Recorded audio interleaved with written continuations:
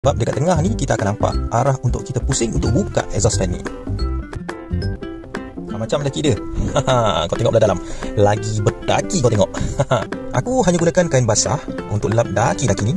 Dan aku start daripada luar, daripada tepi dan sebelah dalam. Bahagian ni adalah bahagian yang kita boleh cabut dan tanggalkan. Lagi mudah kalau dicabut kalau nak cuci nanti. Cuma ada satu part saja korang kena perhatikan waktu korang cabut benda ni.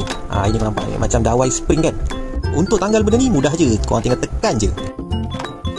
Tapi dawai spring dan punat ini kau kena jaga sikit, takut terhilang pula. Dan cuci ni macam biasalah kan, kita pakai sabun. Macam aku pakai sabun basuh pinggan. Aku cuci kat celah-celah, tempat-tempat mana yang rasa macam banyak sangat tadi, kita cuci bersih-bersih. Ini adalah pemberat daripada getah yang terdapat di setiap bilah tertingkap itu tadi. Kalau tak ada pemberat ni tadi, memang ada masalah lah untuk tertingkap ni terbuka sewaktu kipas ni berpusing. Okey, sekarang masa untuk kita masukkan balik bilah tertingkap ni di tempatnya. Sekarang masa untuk kita pasang balik dawai spring dan punat ni dekat lubang itu. Termasuklah bilah-bilah tingkap yang lain tu sekali. Okey guys, dah siap pasang sebelah luar. Kita try buka tutup. Tengok, lancar tak? Masa untuk kita pasang bilah kipas. Bilah kipas ni kau kena pasang ikut alur dia.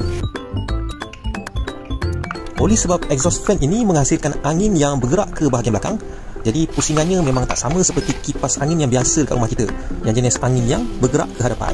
Okey, dah siap. Jom kita test tengok macam mana. Macam angin kuat tu.